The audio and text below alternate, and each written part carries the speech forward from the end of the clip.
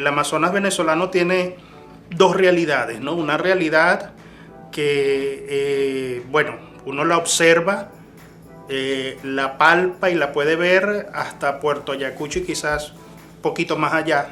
Hay un Amazonas profundo, que es el Amazonas de las autopistas del agua, de la selva tupida, y que conforme tiene sus encantos, tiene también las cosas de las que hay que preocuparse y de las que hay que ocuparse. A que ellos hagan algo por evitar que el idioma de sus pueblos indígenas desaparezca, y es allí entonces donde surge la idea de los nichos lingüísticos. Diálogos que inspiran, conectan y construyen sociedad. Un podcast producido por la Escuela de Comunicación Social de la UCAP Guayana. Esto es En Plural. Hoy con la moderación de Verónica Bastardo. Esto es En Plural, diálogos que inspiran, conectan y construyen sociedad. Un podcast de la Escuela de Comunicación Social de la UCAP Guayana. El invitado de este episodio es Simeón Rojas, periodista con más de 20 años de ejercicio, investigador, activista de derechos humanos de las comunidades indígenas venezolanas y también de derechos ambientales. ¿Cómo estás, Simeón? Bien, gracias.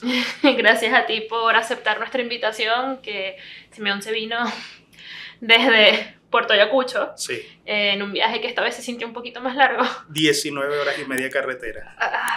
Mejor venirse en carro particular. Bueno, pero de verdad muchas gracias por aceptar la invitación para esta conversación que vamos a tener los próximos minutos, ¿no?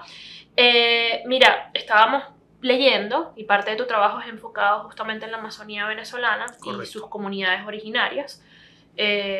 Por tanto, suponemos con certeza que tienes una mirada cerca de su riqueza cultural, ambiental, mineral. Y pero también eso, degradación, la pérdida, o sea, lo que ha venido en los últimos años, no en los últimos años, porque eso no es tan reciente, pero se ha exacerbado en los últimos años. Entonces también por eso queremos conversar contigo sobre todo el contexto amazónico y sus comunidades. Claro, sí, fíjate, el Amazonas venezolano tiene dos realidades, ¿no? Una realidad que, uno la observa, la palpa y la puede ver hasta Puerto Ayacucho y quizás un poquito más allá. Hay otra realidad que uno ve hasta el municipio de Autana. Nosotros tenemos poca vialidad terrestre. Nuestra vialidad llega hasta el municipio de Autana, justo hasta donde llega incluso hasta la red eléctrica nacional, que llega hasta Isla del Carmen de Ratón. Y esa es una realidad con ciertos matices que uno puede ver, pero hay un Amazonas profundo, que es el Amazonas de las autopistas del agua, de la selva tupida, y que conforme tiene sus encantos, tiene también las cosas de las que hay que preocuparse y de las que hay que ocuparse. Bueno, antes de ahondar en ese tema, yo me gustaría conocer un poco del Simeón jovencito, ese Simeón descendiente del pueblo Opiapoco, como me comentabas, que crece en esta zona además especial y bellísima. O sea, ¿cómo es esa infancia y crecer en la Amazonía? Bueno, fíjate, yo efectivamente soy descendiente del pueblo Opiapoco. Mis abuelos vinieron desde el Casanare colombiano. El pueblo Opiapoco incluso es un pueblo proveniente del territorio colombiano, conforme a otros pueblos indígenas que ocupan la Amazonía. Yo nací en San Fernando de Apure. Mi mamá es blanca. O sea, de alguna manera yo pudiera decir que soy dentro de lo que se consideran como mestizo, pero por supuesto que tengo una identificación con los pueblos indígenas y con el pueblo Opiapoco, porque tengo una realidad que no la puedo desconocer, pues que mis bisabuelos y mi abuela materna provienen de ese pueblo indígena. Y fíjate, y uno va creando conexión, ¿no? Yo tengo mi trabajo fuerte con las comunidades fuertes, o sea, metido de lleno con ellos desde hace 8 años, pero lógico, en 27 años de ejercicio periodístico que yo tengo, o sea, el estar en la zona me permite poder, o sea, estar con ellos, interactuar con ellos, el trabajo periodístico que he hecho en diversas plataformas, mayormente en radio, todavía lo hago en radio y eso me mantiene pues en el contacto con ellos, pero lo hice también en televisión porque en mis inicios yo hice televisión deportiva, después estuve trabajando en la zona con Globovisión y eso me dio más visibilidad, y con el tema de las nuevas tecnologías de la comunicación y la información, bueno, con las redes sociales y todo eso, entonces uno está allí pues en ese contacto con ellos, entonces uno lo consolida, lo vengo a consolidar en los últimos 8 años cuando me meto de lleno a trabajar y a conocer y a visibilizar, registrar y documentar la realidad de lo que ocurre en las comunidades. Por supuesto, en 8 años es mucho lo que se puede hacer, pero aún falta muchísimo más y ojalá tuviera los medios, los recursos, las capacidades y la fuerza para poderme adentrar en lo profundo de la Amazonía venezolana y poder conocer, ver, documentar y visibilizar esa realidad que está presente allí. ¿Cómo llegas entonces tú a querer hacer cobertura más centrada en las comunidades indígenas? ¿Por qué se despierta esa motivación? Bueno, el estar en la zona, el estar haciendo periodismo, diarismo, me permitía ese contacto. El año pasado falleció producto pues, de un accidente en su comunidad un buen amigo llamado Melesio Valor. Melesio fue el primer indígena, era Wotuja. Fue el primer indígena que yo de alguna forma lo consideré para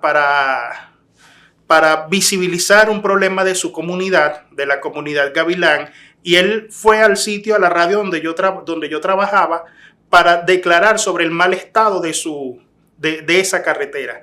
Y fue una lucha que él siempre tuvo, e infortunadamente pues murió en este lamentable accidente. Iba camino a su conuco y le cayó un tronco encima y falleció. Pero fíjate, hace 8 años aproximadamente coincidí en una cobertura de una rueda de prensa con Luis Betancourt, infortunadamente recientemente fallecido a finales del año 2024, el último día. Y entonces estoy en una cobertura que él está haciendo, que está presentando un informe sobre pueblos indígenas. Y bueno, yo siempre de alguna manera pues he sido acucioso, por no decirlo en términos criollos, salido, ¿no? O sea, de eso de ir más allá de lo que simplemente se puede ver. A Luis de alguna forma ya yo lo conocía desde hace muchísimos años por su trabajo en la Defensoría del Pueblo y en Derechos Humanos, y entonces él me propone entrar a trabajar en CAPE, a formar parte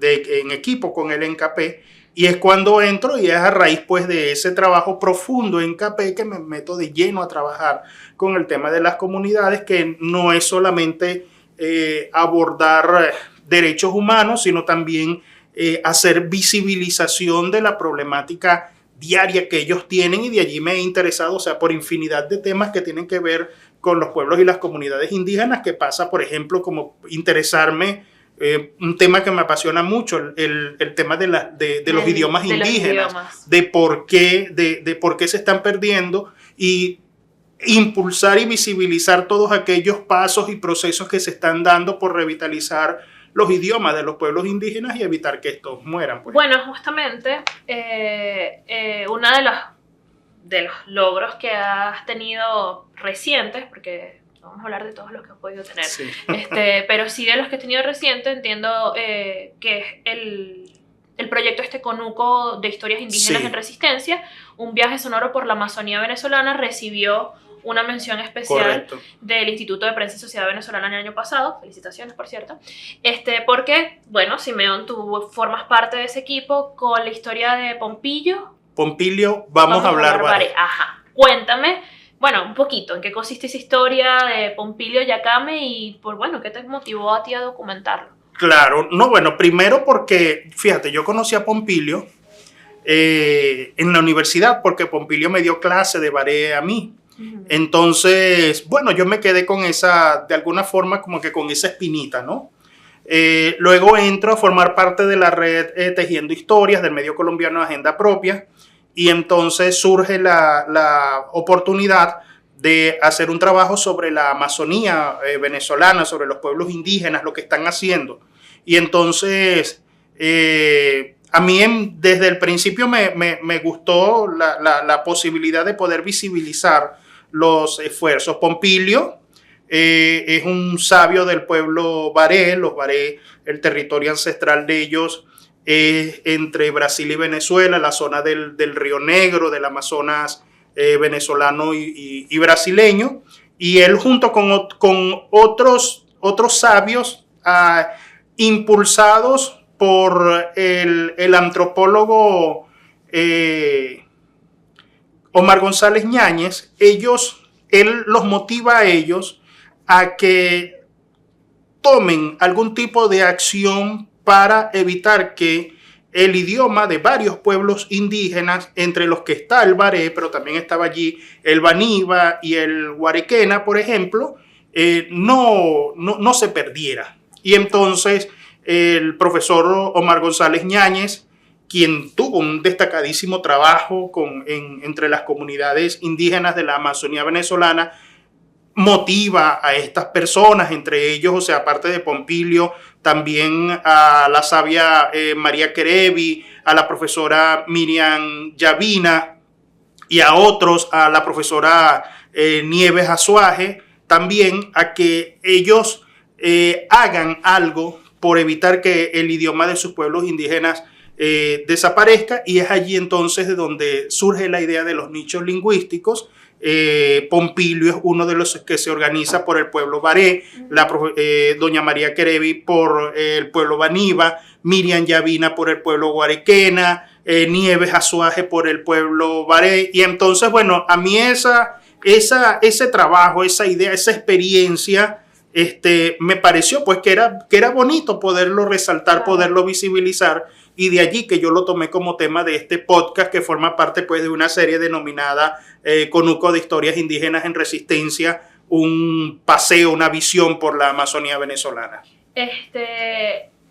Qué atinado también el tema de los nichos lingüísticos para un formato sonoro, ¿no? Sí. Porque no se va a perder la atención en detalles visuales, no, sino que la atención total va a estar en ese sabio, en su voz, en su pronunciación, y eso también genera curiosidad. En el 2023 fue que hicimos el primer encuentro con la red de periodistas de la Amazonía. Correcto. Y escuchamos un pedacito de este podcast en el Parque La Llovizna, y junto a otros me pareció un formato muy bonito y muy interesante para contar la Amazonía venezolana, ¿no? Porque mucho de visión, los drones, los árboles, no sé qué, pero la Amazonía tiene un sonido propio. Sí, fíjate que en el proceso de producción previo, en el encuentro del que incluso formó parte María de los Ángeles, porque fue una de las editoras, se nos decía: queremos escuchar, saber y que la gente sepa y la gente sienta cómo suena el territorio. ¿Ves? ¿Cómo suena? Claro. ¿Ves? Incluso y tratar de incluir en el podcast material original del ambiente. No sacarlo de una librería de sonido. Y eso implicó, por ejemplo, que compañeros míos tuvieran que ir al río y grabar la corriente del río. Ir y poder grabar y capturar el proceso, por ejemplo, de un pescador. Y yo tuve que caminar varias veces Puerto Ayacucho para poder agarrar la dinámica, la gente, todo, porque además este es un proceso que se está desarrollando en contexto urbano, porque esa es la otra parte también. Fíjate, yo digo que esto y me imagino yo que lo vamos a hablar, esto del periodismo indígena es tan amplio, tiene tanto de lo que uno tiene que aprender, que por ejemplo estas historias que se desarrollan, en mi caso, en contexto urbano, es decir, indígenas que están en una ciudad y que tienen que sobrevivir a la convivencia en una ciudad para poder preservar su cultura, preservar su idioma, y entonces es como mezclar un poco entre lo natural y lo cultural versus esa convivencia en la ciudad. Claro, porque se aborda totalmente distinto si hablamos de una historia que está en esa Amazonía profunda, sí, que tú comentas. Es una dinámica, sí, y un sonido distinto por para supuesto. Su historia. Y también es unos matices distintos en sí, la historia, en este caso de Pompilio, frente a las historias de otros que tal vez fueron en zonas como, no vamos a decir rurales, pero más sí, propias. más hacia la selva. Cuéntame un poquito de esa experiencia colaborativa. O sea, porque sé que esto fue un proyecto junto a Agenda Propia, pero tenían editoras que estaban, sí, en otro lado, ustedes estaban en Amazonas, pero tenían que pasar los archivos. Sí. O sea, ¿cómo fue esa experiencia? Porque eso es periodismo colaborativo, en fin. Sí, bueno, fíjate que eso nos ha servido a nosotros. Primero, es un reforzamiento de los aprendizajes que nos ha dejado la pandemia, ¿no? Claro. Bueno, nos han otorgado nuevas herramientas a raíz de la pandemia. Fue que comenzamos a conocer el Zoom. Entonces, bueno, una reunión, y bueno, no se puede hacer presencialmente, que las personas estén todas en un mismo sitio. Bueno, vamos a conectarnos por Zoom o vamos a conectarnos por Google Meet. Entonces, toda experiencia te genera un aprendizaje, ¿no? Y en este caso fue mi primera experiencia, además de periodismo colaborativo. Efectivamente, tuvimos un magnífico equipo de trabajo, no solamente la coordinación de Agenda Propia, sino las editoras, donde estaba Morelia, estaba María de los Ángeles, otras más que estaban en Colombia, y entonces trabajamos con todo montado en un Drive, y entonces allí uno iba vaciando los guiones y las editoras iban revisando, iban corrigiendo, iban preguntando, y tú tenías que capturar todo el material y subirlo al Drive. O sea, fue un trabajo que te deja experiencia, un trabajo muy dinámico, muy intenso, además que tienes que trabajarlo en un lapso de tiempo previsto, porque aun cuando, bueno, los tiempos no son ni muy limitados, pero tampoco son muy extensos. Tú trabajas con un cronograma, los productos tienen que estar al aire en un determinado momento. Tienes que trabajar no solamente con editores de audio, sino hasta con editores visuales, porque esto se montó también en diversas plataformas, entre ellas en YouTube, un diseñador, las fotos, o sea, todo, o sea, es todo un proceso. Y bueno, fíjate, esa fue mi primera experiencia de periodismo colaborativo. Actualmente estoy haciendo otro trabajo de investigación en otra red de periodistas, y bueno, te quiero decir con esto que probablemente hoy en día, y se ha demostrado, que el periodismo ya no es tanto de los lobos solitarios. Correcto. Sino que es más un trabajo, hablando en el mejor término de la palabra, de un trabajo de manada. Sí, ¿ves? Donde, un trabajo de equipos, sí, equipos colaborativos, transculturales, multidisciplinarios, transfronterizos, porque me imagino que tú eres periodista, pero el diseñador no necesariamente es periodista. Sí. Entonces, ahí hay como una cosa de colaborar entre disciplinas, correcto, pero entre periodistas dentro de la región, pero también entre periodistas de otros países. Sí. No, es que perfectamente, fíjate, hoy en día tú puedes trabajar perfectamente con un periodista de Japón. Sí. Y Japón está a tantas horas de diferencia y a miles de kilómetros de distancia, pero la tecnología de la información y la comunicación te acerca tanto que tú puedes, o sea, trabajar con esa persona perfectamente, pues, o sea, siempre y cuando se conjuguen unos elementos, por ejemplo, que bueno, que lo que se necesite para el trabajo que se esté haciendo, tú estés en el territorio. Claro. Pues. Sí, ese trabajo de campo siempre va a ser necesario, sí, y más si lo tienes que contar con sonidos. Sí. Admito yo soy apasionada de las propuestas sonoras de periodismo y ese es uno de mis trabajos favoritos porque como no he ido nunca, fui muy pequeña, eso creo que no vale, porque fui como por un día. Como no he ido nunca, sentí que estaba entrando, ¿no? Y es muy distinto verlo en imágenes, porque ya la imagen es repetida, por decirlo de alguna forma. Mira, volviendo un poquito a esto de la historia de Pompilio, no específicamente la de él, sino el contexto que eso lleva, porque tú lo utilizaste a él como protagonista, pero es para contar algo más profundo, que es el tema de las lenguas indígenas, ¿cierto? Sí. Entonces, sí me gustaría que nosotros y los que escuchan este podcast supieran, bueno, qué motiva la desaparición progresiva de esas lenguas y, bueno, ya sabemos que podría ser el periodismo al respecto, pero igual nos comenta. Sí, bueno, fíjate, primero, bueno, el tema de que hay pueblos indígenas que algunos ya han desaparecido y por supuesto muere el idioma.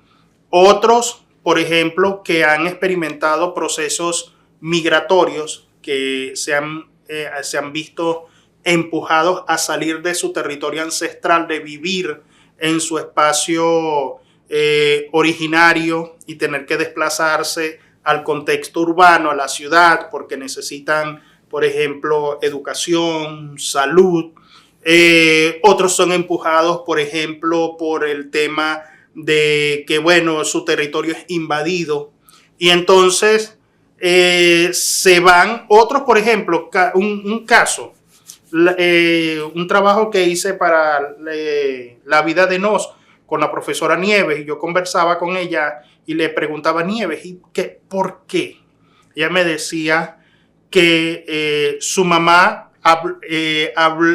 hablaba muy poco, era su abuela, pero que su abuela dejó de transmitir porque en la zona donde ellos estaban había explotación maderera y a los indígenas los esclavizaban para la explotación maderera.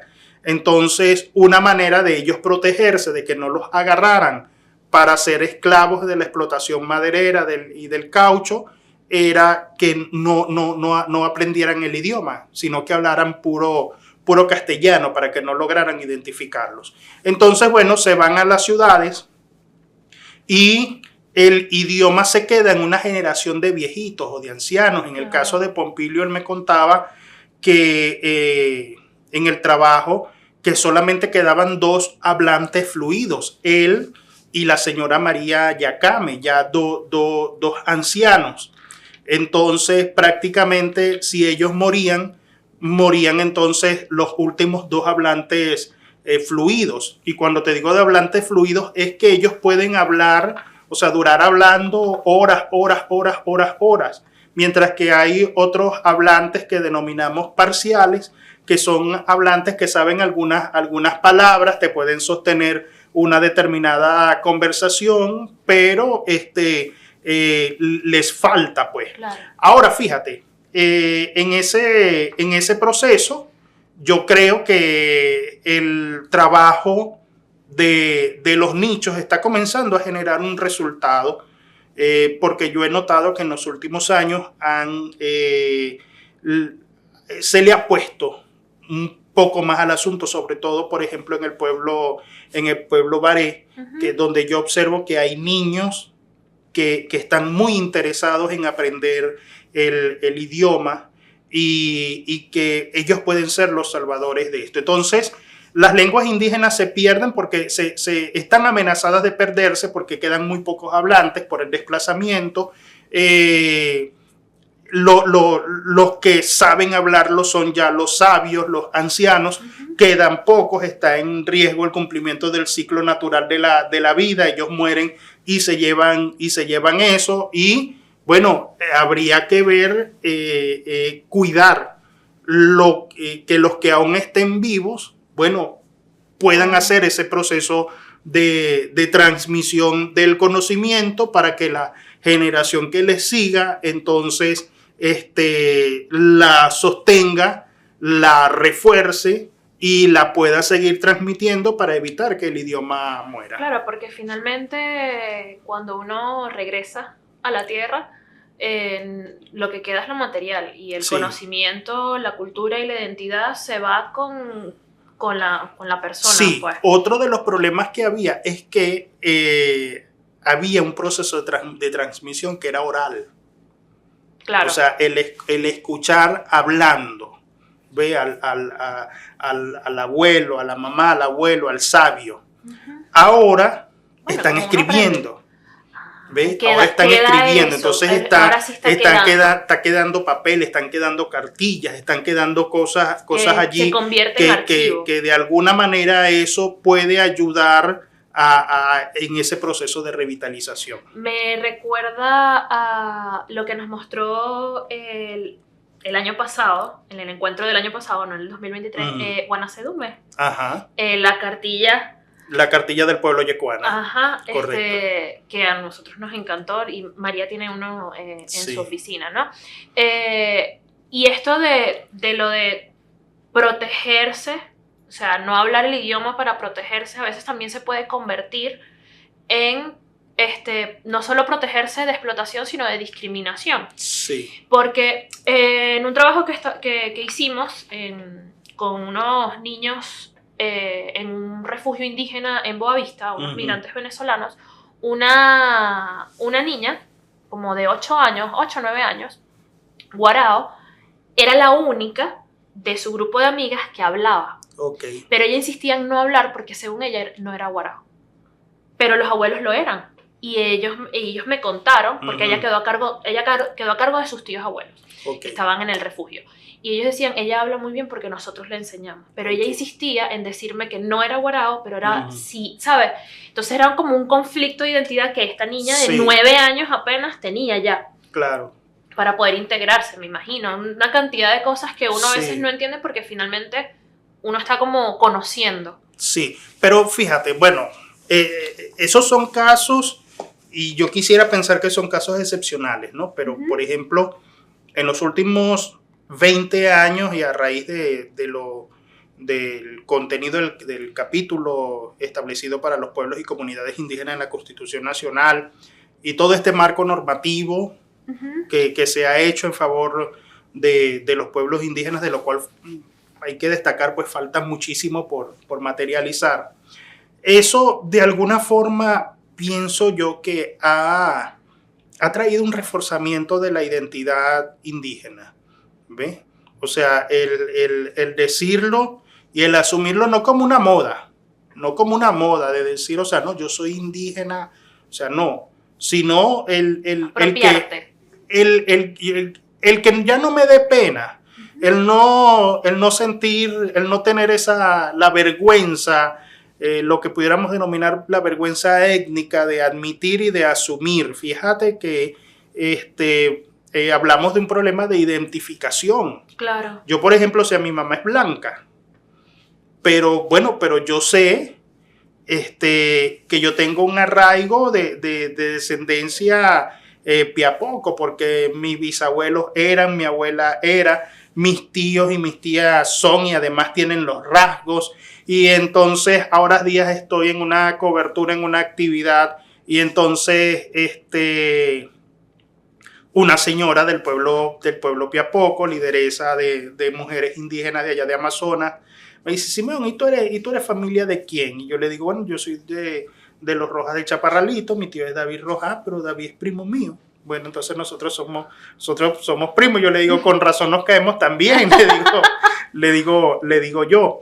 Entonces es un asunto, por ejemplo, el resultado del censo de 2011, esas cifras de pueblos indígenas viene en cuanto a población, debería mostrar un incremento cuando salgan los resultados finales del censo que está pendiente, porque es como tú te identificas. O sea, ¿ves? O sea, yo me siento identificado como indígena del pueblo tal. ¿Ves? El decirlo, el manifestarlo, creo que no hay ninguna cortapisa para eso.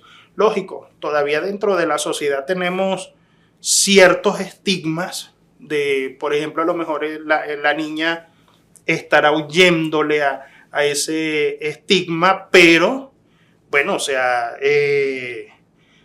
todo hermano indígena, toda comunidad y todo pueblo indígena perfectamente se puede apropiar de su identificación, no debe darle pena decirlo, y en caso de algún proceso discriminatorio, denunciarlo. Nosotros lo denunciamos hace 2 años aproximadamente allá en Amazonas, unos hermanos del pueblo Jibi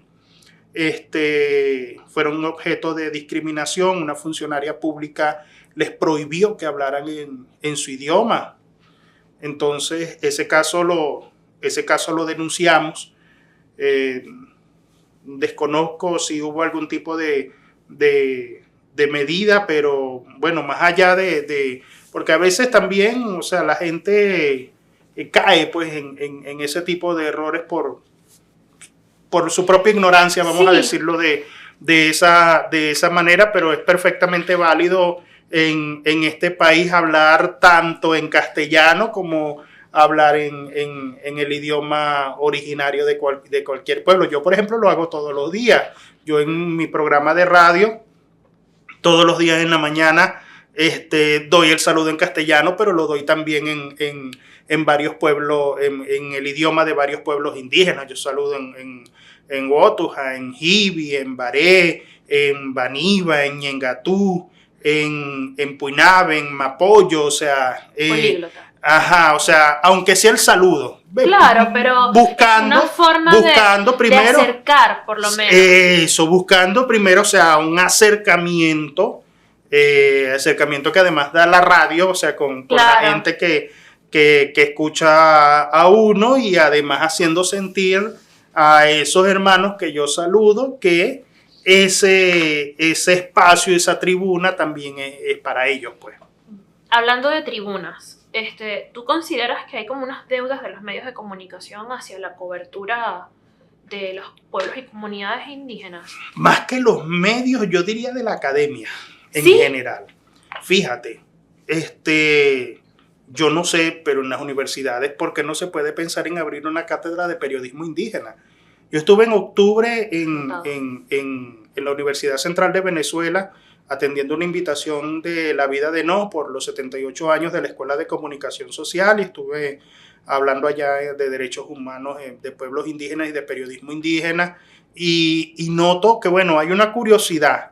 El tema hay que dejarlo de ver como algo exótico y empezar a verlo como lo común. Por supuesto que tiene una óptica diferenciada, ¿no? Porque, o sea, el tema de los pueblos indígenas de por sí tiene una diferenciación que muy difícilmente la sociedad en general lo puede comprender, y cuando digo la sociedad en general me refiero hasta mismos elementos del Estado que les cuesta comprender que no es lo mismo tratar con un ciudadano criollo, común y corriente, que tratar con un indígena. Pero yo diría que el tema de los medios lo pudiéramos comenzar desde la misma academia, desde las mismas universidades. Pudiera ser, o sea, como una cátedra porque ¿qué ocurre? Puede pasar, por ejemplo, que bueno, tú sales de la universidad, tú sales con tu título y bueno, yo voy a hacer X cosa indígena. Pero o sea, desconocimiento total. Pero vas con el desconocimiento total, porque tú vas con la base de que, bueno, el conocimiento que te acreditó para tener un título de licenciado en comunicación social en X, pero en ese programa de conocimiento no está pensado que se incluya esta área que finalmente debe tener. Fíjate, por ejemplo, un error que se puede cometer y que se comete. Vamos a hacer un trabajo sobre la cultura indígena. Pero ven acá, por ejemplo. ¿Cuál? Bueno, menos mal que tú me la captaste. Fíjate, nosotros en Amazonas tenemos mínimo 21 pueblos indígenas. Y esas son 21 culturas diferentes. Son 21 idiomas. Son 21 maneras de ver el mundo. Son cosmovisiones diferentes, aun cuando, por ejemplo, algunos compartan el mismo tronco lingüístico. Pero entonces, un error es, bueno, un periodista, bueno, sí, vamos a hacer cómo afecta el cambio climático a los indígenas. Bueno, pero ¿a cuáles indígenas? A los Wotus, a los Ibi, a los Yabarana, a los Guarequena, a los Baniba, a los Baré, a los Yanomami, a los Yecuana. De meter estos como en un mismo saquito. En un mismo saco, y no es así. Y no es así. Claro, ¿y cómo ves, Simeo, entonces, que por lo menos desde la Escuela de Comunicación Social, cómo podríamos mejorar esa visión y después que eso se transforme después en una cobertura, bueno, más pensada o incluso una línea? No, bueno, en principio, preocuparnos por aprender, ¿no? O sea, el trabajo periodístico nos demanda eso, el actualizar todos los días nuestros conocimientos. Si nosotros vamos a trabajar un tema, prepararnos para ese tema, prepararnos al máximo, buscar personas con experiencia del tema, todo trabajo previo sobre el tema. En algunos casos, fíjate, recomiendan que tú tienes que quitarte ese chip de conocimiento previo que tú tengas, porque además pasa que resulta que tú vas a hacer un trabajo sobre un tema indígena y tú terminas agarrando una cultura, un contenido que puede ser que tú tengas en esa mano una piedra preciosa y al final tú la terminas dañando. ¿Por qué? Porque tú terminas academizando eso.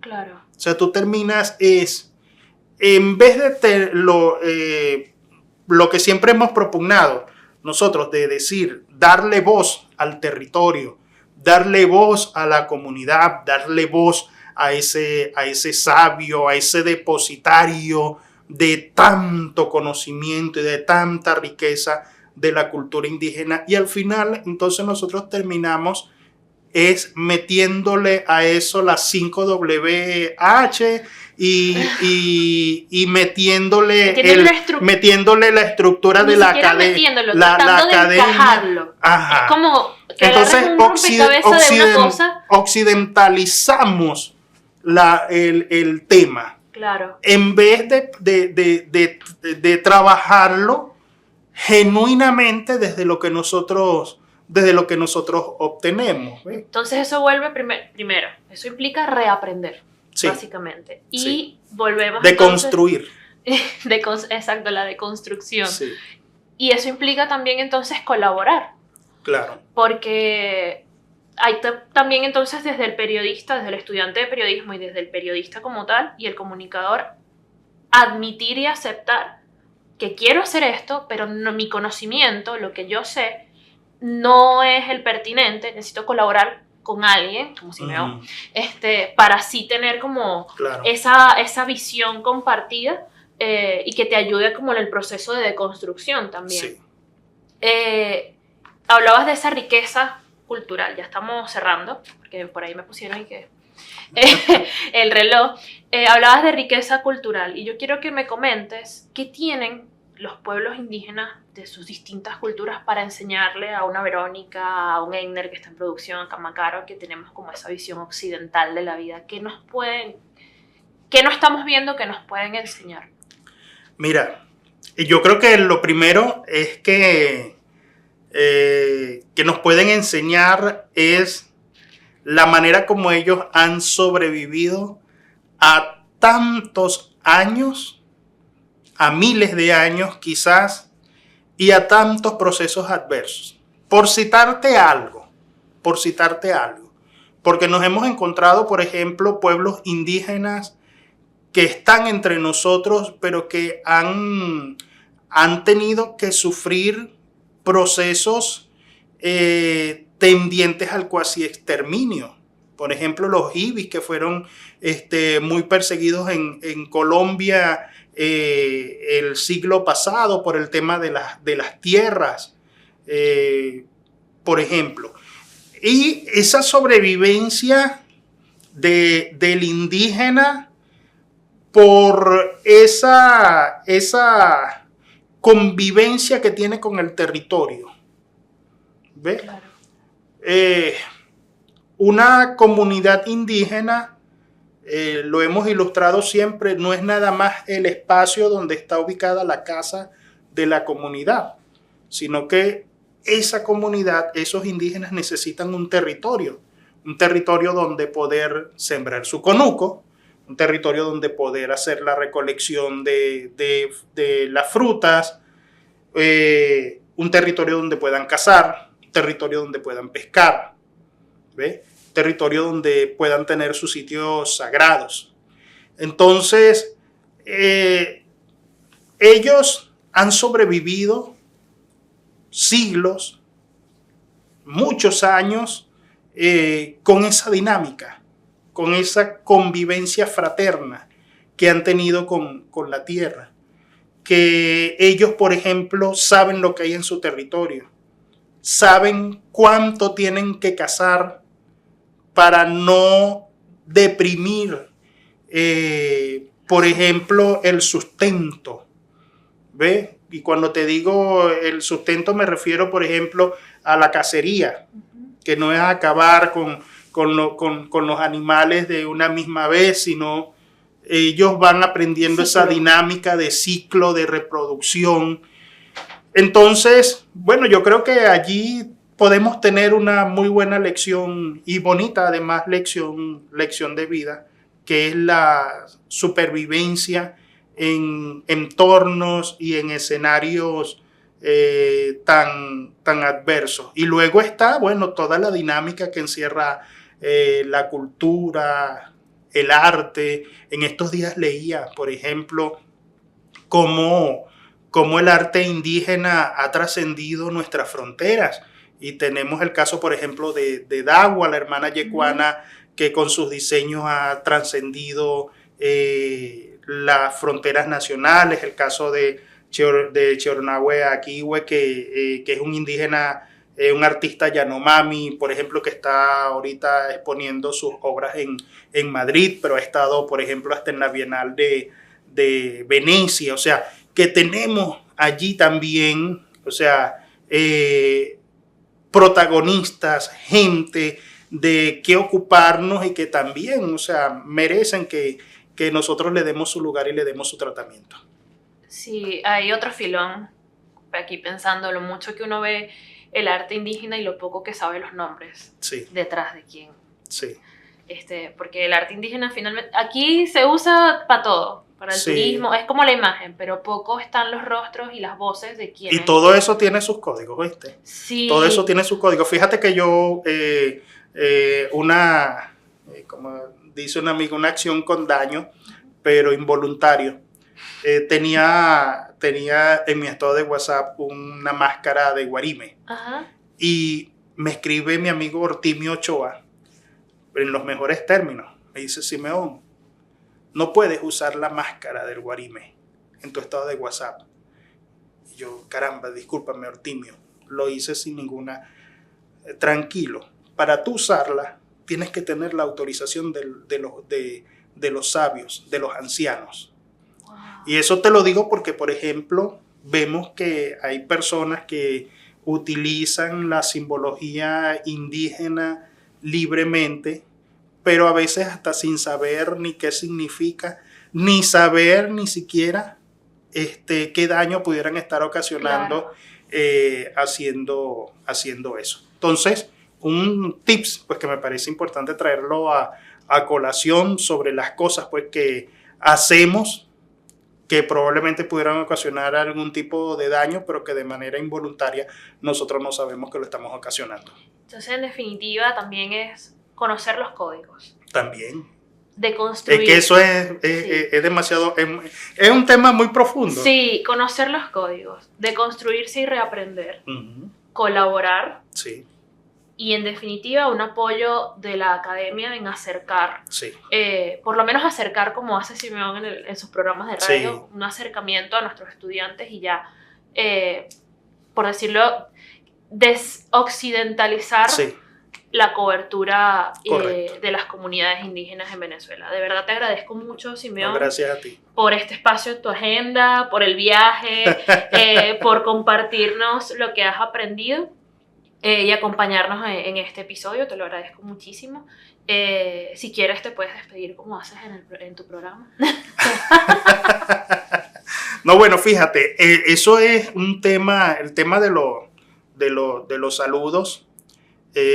A veces llego y, por ejemplo, me dicen un hermano hibi, me da el saludo de una manera, ¿no? Y entonces después llega y me dice otro, Simeón, pero puede ser mejor así, porque resulta que si el día amanece de una manera, tú saludas de una forma. Wow. Y si el día amanece de otra manera, tienes que saludar de otra manera. Al final, bueno, te voy a decir la palabra Iduwari. Iduwari es una palabra del pueblo baré que significa gracias por esta oportunidad pues, que hemos tenido de poder visibilizar el tema del periodismo indígena y bueno, ha sido grato poder compartir contigo este espacio.